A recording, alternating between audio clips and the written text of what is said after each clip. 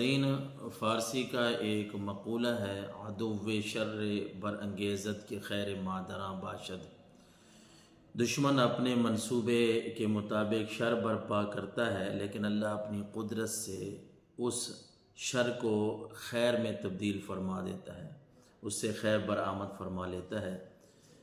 یا قرآن مجید فرقان حمید کی آیت میں ملتی ہے وَمَكَرُوا وَمَكَرَ اللَّهُ وَاللَّهُ خَيْرُ الْمَاكِرِينَ کہ ایک تو کافروں کی تدبیر ہوتی ہے، مکر و فریب ہوتا ہے، ایک اللہ کی خفیہ تدبیر ہوتی ہے، اور اللہ کی خفیہ تدبیر ہی بہترین ہوتی ہے۔ آج کل جو حالات ہیں، پاکستان کو اللہ تبارک و تعالی نے عزت دی ہے۔ امریکہ اور ایران کے جو مذاکرات ہونے جا رہے ہیں، تو اس میں ہمارے بہت سارے احباب اس پہ یہ بھی شبہ ظاہر کر رہے ہیں کہ جی وہ اس طرح کی شرائط لاگو کریں گے کہ جو مسلمانوں کے خلاف ہوں گی، جو ایران کے خلاف ہوں گی۔ تو اس پہ میں آپ کو ایک خوبصورت سا واقعہ سناتا ہوں۔ سیرت نبوی میں یہ بات ہمیں ملتی ہے صلح حدیبیہ کے موقع پہ، اور ایک نمایاں مثال ہے۔ صلح حدیبیہ کا جب معاہدہ ہوا تو آپ سب جانتے ہیں کہ ظاہراً اس میں کچھ ایسی باتیں تھیں جو مسلمانوں کے خلاف تھیں، اور کچھ اس وقت صحابہ کرام رضوان اللہ تعالیٰ علیہم اجمعین کا بھی تبصرہ تھا کہ اللہ کے رسول یہ کیسے ہم شرائط جو ہے ان کی تسلیم کر لیں کہ یہ بھی ہمارے خلاف ہے، یہ بھی ہمارے خلاف ہے۔ خیر اس میں وہ ایک لمبی بحث ہے۔ میں جو آپ کو بات بتانے لگا ہوں وہ یہ ہے کہ ابھی معاہدہ جو ہے وہ پورا لکھا ہی نہیں جا چکا تھا، پوری تحریر ابھی ضبط میں نہیں لائی جا چکی تھی، ابھی دستخط نہیں ہوئے تھے۔ کفار مکہ کی طرف سے جو سفارتی نمائندے تھے ان میں ایک تھا سہیل بن عمر، اس کا بیٹا مسلمان ہو چکا تھا ابو جندل، تو وہ اپنی زنجیروں کو گھسیٹتے ہوئے حدیبیہ کے مقام پہ پہنچے۔ سیرت نبوی میں یہ بات ملتی ہے۔ جب باپ نے اسے دیکھا تو اس نے پہلے ہی کہہ دیا کہ یہ وہ پہلا آدمی ہے جو آپ نے ہمیں واپس کرنا ہوگا، کیونکہ صلح حدیبیہ کی ایک شرط کفار مکہ نے یہ لکھوائی تھی جس پہ ظاہری طور پہ مسلمانوں کو یہ دکھ لگ رہا تھا کہ یہ ہمارے لیے بڑا مشکل ہے۔ کفار نے یہ کہا تھا کہ کوئی مکہ مکرمہ سے اگر کوئی بندہ مسلمان ہو کے مدینہ جائے گا، مدینہ منورہ، تو آپ نے واپس کر دینا ہے، اور اگر مدینہ منورہ سے کوئی ہمارے پاس آئے گا تو ہم نے واپس نہیں کرنا۔ ظاہراً یہ مسلمانوں کے خلاف تھی شرط، لیکن اور مسلمانوں کو کچھ تشویش بھی تھی، لیکن تاجدار رسالت مآب صلی اللہ علیہ وسلم نے فرمایا ٹھیک ہے، اللہ کا حکم اسی طرح تھا، آپ نے یہ بات لکھوا دی تھی۔ تو سہیل نے کہا کہ سہیل بن عمر جو کفار مکہ کا سفارتی تھا، اس نے کہا کہ یہ پہلا بندہ ہے، یہ تو تمہیں واپس کرنا پڑے گا۔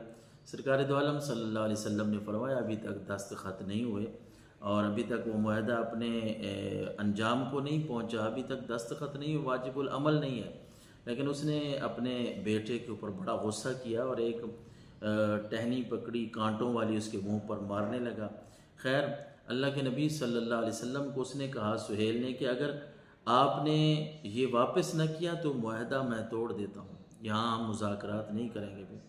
آپ صلی اللہ علیہ وسلم نے ابو جندل کو بلایا اور آپ نے فرمایا کہ اس کو صبر کی تلقین کی، آپ نے فرمایا آپ چلے جائیں۔ اس کو صبر کی تلقین کی اور بتایا کہ ہمارا ان کے ساتھ معاہدہ ہے تو ہم وہ معاہدہ توڑ نہیں سکتے۔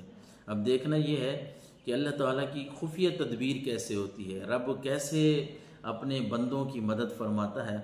خیر اسی دوران کچھ تھوڑے ہی دن گزرے تھے، ایک اور نوجوان ہے ابو بصیر رضی اللہ تعالیٰ عنہ، وہ بھی مسلمان ہو گئے تھے۔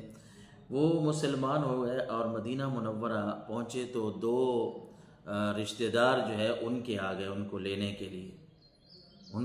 کے لیے آ گئے، اور انہوں نے آ کے یہ رولا ڈالا کہ اس کو تم نے واپس کرنا ہے، ابو بصیر کو، کہ یہ مسلمان ہو کے آیا ہے اور معاہدے میں یہ ہے کہ اب ان کو واپس تم نے بھیجنا، ہمارا عزیز ہے۔ تو آپ صلی اللہ علیہ وسلم نے ابو بصیر کو بھی یہی بات سمجھائی کہ ہمارا معاہدہ ہے، آپ واپس چلے جائیں۔ ابو بصیر بھی کہہ رہے تھے اللہ کے رسول آپ مجھے کفار کے ہاتھ بھیج دیں گے؟ آپ نے فرمایا ہمارا معاہدہ ہے، آپ چلے جائیں۔ خیر ابو بصیر ان دو لوگوں کے ساتھ جب جا رہے تھے، ایک مقام پہ ابو بصیر نے اپنی کچھ ایسے معاملات کیے اور ایسی یہ کہہ لیں کہ جو اپنی تدبیریں ہوتی ہیں اس کو استعمال کیا، ان دو میں سے ایک کو ابو بصیر نے قتل کر دیا، ایک بچ گیا اور وہ بھی واپس مدینہ منورہ پناہ لینے کے لیے آ گیا، ابو بصیر بھی آ گئے۔ تو آپ صلی اللہ علیہ وسلم نے ساری بات سنی، آپ نے ابو بصیر کو فرمایا آپ نے تو جانا ہے مکہ مکرمہ، یہاں مدینہ منورہ آپ نے نہیں رہنا، ہمارا معاہدہ ہے۔ خیر جب وہاں پتہ چلا مکہ کے کافروں کو کہ ابو بصیر نے ہمارے آدمی کو قتل کیا، انہوں نے بڑا واویلا ڈالا کہ یہ اللہ کے نبی کے نے ہمارے معاہدے کو توڑا، ان کے بندے نے ہمارے بندے کو قتل کیا، اب ہم معاہدہ توڑ دیں گے۔ لیکن خیر ان کو سمجھانے والوں نے سمجھایا نا کہ انہوں نے، اللہ کے نبی نے تو کوئی معاہدہ نہیں توڑا، بلکہ ابو بصیر نے خود انہیں قتل کیا ہے۔ ابو بصیر نے یہ کیا کہ مدینہ منورہ سے نکلے، ایک جگہ کا نام ہے سیف البحر، یہ وہاں بسنے لگ گئے، یہ گئے نہیں ہیں مکہ مکرمہ۔ تو ان کو بھی پہلے رشتہ داروں نے بڑا ستایا تھا۔ تو ہوا یہ کہ اللہ کی جو خفیہ تدبیر ہوتی ہے وہ یہ ہوتی ہے کہ سیف البحر میں وہ ابو جندل جو مسلمان ہو کے آئے تھے لیکن اللہ کے نبی نے واپس کیے، وہ 70 لوگوں کو لے کے جو مسلمان تھے وہ بھی سیف البحر پہنچ گئے۔ اسی طرح اور بھی لوگ وہاں آتے آتے کو 300 کے قریب لوگ وہاں ہو گئے۔ اب ہوا یہ کہ یہ 300 مسلمان ایک جگہ پہ رہ رہے ہیں سیف البحر پہ، کافروں کا جو بھی قافلہ آتا ہے یہ ان کے ساتھ لڑتے ہیں، یہ جو بھی ان سے مزاحمت کرتا ہے یہ ان کو قتل کر دیتے ہیں، اور یہ ایک پوری جماعت بن گئی ہے، ایک پورا گروہ بن گیا ہے۔ کافروں کے قافلے لوٹے جاتے ہیں، وہ ان کا کوئی آدمی وہاں جاتا ہے ان کا سامنا کرتا ہے تو وہ قتل کر دیتے ہیں۔ بالآخر کافر اتنے تنگ ہوئے کہ انہوں نے ابو سفیان کو بھیجا کہ ابو سفیان کو کہا کہ آپ صلی اللہ علیہ وسلم کے پاس جاؤ اور انہیں کہیں کہ ہمارا جو معاہدہ تھا نا اس کی یہ شک ہم منسوخ کرتے ہیں کہ اب اگر کوئی آدمی تمہارا وہ ہمارے پاس آئے گا تو ہم بھی واپس کر دیں گے، آپ بھی واپس کر دیں، لہٰذا یہ شک جو ہے وہ میں منظور نہیں ہے۔ تو وہ پھر آیا اور آپ صلی اللہ علیہ وسلم سے درخواست کی، تو آپ نے اپنے مجاہدین کو، ان حضرت ابو جندل کو اور ابو بصیر کو خط لکھا، آپ نے انہیں نوازش نامہ لکھا اور انہیں واپس بلایا، بھائی آپ مدینہ منورہ آ جائیں۔ لیکن ایک بات قسمت کی بھی ہوتی ہے، یہاں میں یہ بھی بات آپ کو کرتا چلوں کہ جب وہ آپ صلی اللہ علیہ وسلم کا وہ خط پہنچا تو اس وقت ابو بصیر جو تھے وہ حالت نزا میں تھے اور ان کا وہاں انتقال ہو گیا۔ حضرت ابو جندل وہاں امامت بھی کرواتے تھے، لوگوں کو دین بھی سکھاتے تھے۔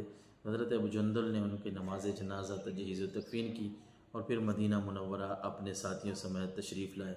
تو بات کرنے کا مقصد یہ ہے کہ ہر وقت یہ بھی شور نہیں ڈالنا چاہیے کچھ کہ مطلب ہم وہ کافر ہیں، وہ بڑے ہیں، ان کا زور ہے، طاقت ہے، وہ یہ کر لیں گے۔ وہ اللہ تبارک و تعالیٰ کی خفیہ تدبیروں پہ بھی بھروسہ رکھنا چاہیے، اور یقیناً اللہ کی جو خفیہ تدبیر ہوتی ہے وہ مسلمانوں کے ساتھ ہوتی ہے۔